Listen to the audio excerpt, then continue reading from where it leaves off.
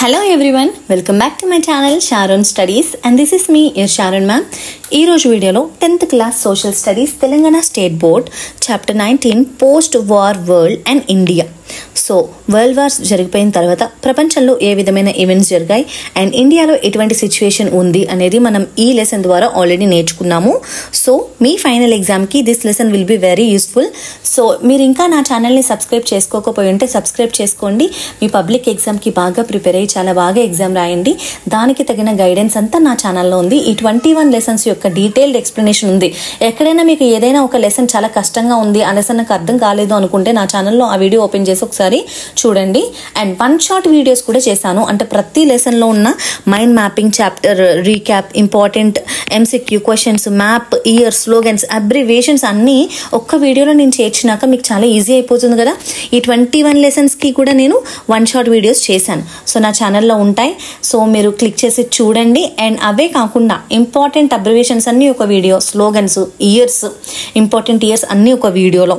So అంతేకాకుండా how to right pamphlet questions and read and interpret type of questions ఎలా రాయాలి ఇవన్నీ కూడా నేను సెపరేట్ వీడియోస్ చేశాను. And Telangana map outline draw చేయడం అనేది very very important questions and most expected. అది ఎలా డ్రా చేయాలనేది ఈజీగా కొన్ని ట్రిక్స్తో నేర్పించాను. ఆ వీడియో కూడా ఒకసారి చూడండి, ఫ్రెండ్స్తో షేర్ చేయండి. అండ్ నా లెసన్స్ యొక్క అన్నిటికీ పీడిఎఫ్స్ మీకు కావాలి, మాకు ఫైనల్ రివిజన్కి 2-3 డేస్ హాలిడేస్ కాబట్టి మాకు యూజ్ అవుతాయి అని మీరు అనుకుంటే కనుక మీరు జాయిన్ బటన్ క్లిక్ చేసి సబ్స్క్రిప్షన్ తీసుకుంటే సో మీకు వెంటనే అన్ని వీడియోస్ యొక్క యాక్సెస్ అనేది దొరుకుతుంది. అండ్ ఈ వీడియో పూర్తిగా చూడండి అండ్ మీ ఫ్రెండ్స్తో డెఫినెట్గా షేర్ చేయండి. Let us start the video. ఈ లెసన్లో ఆల్రెడీ మనం ఈ టాపిక్స్ అన్నీ కూడా అర్థం చేసుకున్నాం.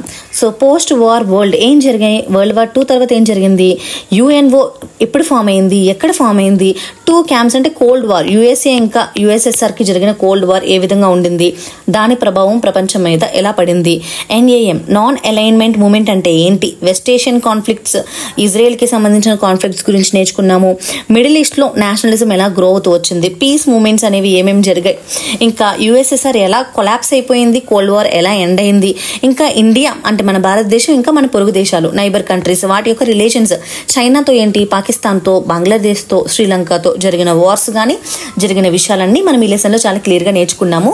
అండ్ దీనికి సంబంధించిన సమరీ నేను ప్రొవైడ్ చేశాను. You can go through this. ఇది మీరు పాజ్ చేసుకుని మీరు ఇందులో మీకు చక్కగా చూడండి. ఇంటర్నేషనల్ కోర్ట్ ఆఫ్ జస్టిస్ హేగ్లో ఉంది, అండ్ వరల్డ్ హెల్త్ ఆర్గనైజేషన్ జెనీవాలో ఉంది, and United Nations Educational Scientific and Cultural Organization Paris ఫ్రాన్స్లో ఉంది, next United Nations Children's Fund న్యూయార్క్లో ఉంది. ఇలాంటి ఇంపార్టెంట్ టర్మ్స్ పాయింట్స్ అన్నీ కూడా ఈ సమరీలో ఉన్నాయి కాబట్టి పాజ్ చేసుకుని స్క్రీన్ షాట్ తీసుకోండి లేదా చదువుకోండి. ఇదంతా నేను మీకు సమరీలో ప్రొవైడ్ చేశాను, ఒకసారి చూసుకోండి. సో డీటెయిల్ ఎక్స్ప్లెనేషన్ కావాలి అంటే కనుక మన ఛానల్లో ఈ లెసన్ ఆల్రెడీ డీటెయిల్గా ఎక్స్ప్లెయిన్ చేసిన వీడియో ఉంది, అది ఓపెన్ చేసి చూడండి. మీకు ఏమైనా డౌట్స్ ఉంటే క్లియర్ అవుతాయి. వెరీ ఇంపార్టెంట్ ఎంసీక్యూస్, చాలా ఇంపార్టెంట్ ఇవన్నీ. ఒకసారి చూసుకుందాం. Which of the following was a primary objective of non-alignment movement? Answer ఏంటి? To maintain neutrality and avoid alignment with major power blocks. Second question, the United Nations Organization UNO was established in which year? ఇది very important, మీకు already గుర్తుండి ఉండాలి ఈ answer. 1945. Third, and first of all, my dear students, if you want to support my channel financially, you can use this PhonePe scanner and support. That will be very helpful for my future work. Thank you. Now, third question చూద్దాం. Which of the following countries was not a founding member of non-aligned movement? ఏంటది? United States. Now, the term Cold War refers to what is the answer? Cold War అంటే a period of political tension and military rivalry without direct warfare between the USA and USSR. అంటే ఇది ఒక political tension అనమాట. ఒక military శత్రుత్వం ఉంది, డైరెక్ట్గా వాళ్ళు ఫైట్ చేసుకోరు కానీ యుద్ధానికి ఎప్పుడు కూడా రెడీగా ఉంటారు. అటువంటి కోల్డ్ వార్ అనేది యుఎస్ఏ ఇంకా యుఎస్ఎస్ఆర్ మధ్య జరిగింది. Now, which event led to the creation of United Nations Organization? So the conclusion of world war 2 తర్వాత మనకి యుఎన్ఓ అనేది క్రియేట్ చేయడం జరిగింది. Non alignment moment was formally established in which year? 1961. Now, which of the following was a major consequence of partition of India in 1947? Large scale migration and communal violence.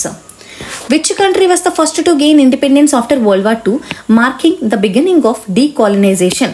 And the answer is Ghana. Ghana is the answer. Now, the Cold War primarily involved the tensions between which 2 superpowers? Answer is USA, USSR. Which of the following was not a founding member of the United Nations organization? Answer is Germany.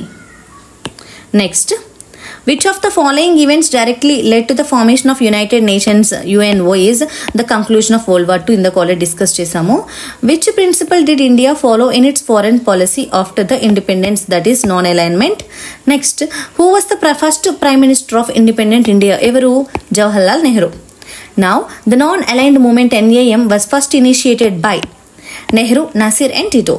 Now, which country was not a part of elite powers during World War II? Japan. ఇక్కడున్న వాటిలో Japan. The Cold War was a period of tension between which two global powers? And the answer is United States Soviet Union. Seventh question, in which year did India become a founding member of the United Nations? Answer is 1945.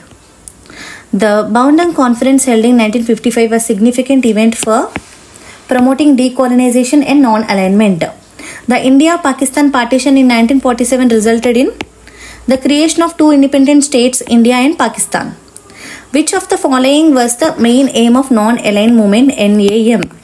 To promote peace and prevent conflicts by staying out of power blocks. This is not a process of post-World War. So answer enti colonialism. And D. The permanent member countries of Security Council are USA, Britain, France, China, Russia. Identify the correct pair. B is the answer. Student ఇక్కడ already provide చేశాను. WHO అంటే C Geneva, UNESCO D New York, Geneva B UNICEF, ICJ international court of justice Hague అనమాట correct పేరు వాటి యొక్క headquarters. West Asian crisis is related to Arab ఇంకా Jews. This is not related to US Warsaw pact. Decisions relating to war and peace taken in UNO at Security Council. ఇక్కడ కూడా matching ఉంది. Yuri Gagarin is B USSR, Neil Armstrong USA, Fidel Castro Cuba, Yasser Arafat C Palestine. C is the answer. Next map based questions చూద్దాము. Firstly ఇక్కడ Poland ఉంది. Poland ఎక్కడుంది location చూడండి. See this is Poland A. Next USSR, this is USSR. Next Vietnam ఇక్కడ, this is Vietnam. And Spain is here, ఇది Portugal అయితే దాని పక్కన ఉన్నది స్పెయిన్. అండ్ ఇది లాటిన్ అమెరికా అంటాము. అండ్ నెక్స్ట్ ఆఫ్ఘనిస్తాన్ వచ్చేసి and see you can find here, this is Afghanistan. Next locate the following in world map. UN head quarter city New York ఎక్కడ ఉంది? ఇక్కడ న్యూయార్క్ ఉంది. And Holi city for juice, Christians and Muslims వచ్చేసి Jerusalem ఇక్కడ ఇజ్రాయెల్లో ఇక్కడ ఉంది. Okay, so next దీని యొక్క లొకేషన్ గుర్తుపెట్టుకోండి. ఇక్కడ చూడండి WHO హెడ్ క్వార్టర్స్ వచ్చేసి జెనీవా ఇక్కడ, దిస్ ఇస్ జెనీవా స్విట్జర్లాండ్లో Geneva. Okay, just right above the Italy పైన ఉండేదే స్విట్జర్లాండ్. నెక్స్ట్ ఇంపార్టెంట్ ఇయర్స్ చూద్దాం. 1945 end of the world war II leads to significant geopolitical changes globally. 1947 India gains independence from British rule on August 15. 1954 India and China agree upon the Panchsheel treaty emphasizing mutual respect and non interference. 1961 India annexes Goa and ending Portuguese colonial rule in the region. 1971 India-Pakistan war results in the creation of Bangladesh. 1974 India conducts its first nuclear test Pokhran 1 demonstrating its nuclear capabilities. 1991 India initiates economic liberalization marking a shift towards a market based economy. ఇంకా 1945 నుంచి 1991 cold war between USSR and USA.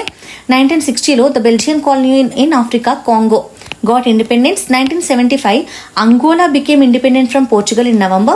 1969 USA sending Neil Armstrong and other astronauts to moon. 1961 September lo NAM, the first summit was held at Belgrade in Yugoslavia. 1964 లో PLO Palestinian Liberation Organization అనేది establish అయింది జోర్దాన్లో. ఇవన్నీ గుర్తుపెట్టుకోండి. 2 marks important questions చూద్దాం. What was called the Zionist movement? What is meant by veto power? ఈ క్వశ్చన్కి answer మీకు ఇప్పటికే తెలిసి ఉండాలి. ఎగ్జామ్ ఎన్నో రోజులు లేదు కాబట్టి, తెలియకపోయింటే ఇప్పుడే నేర్చుకోండి.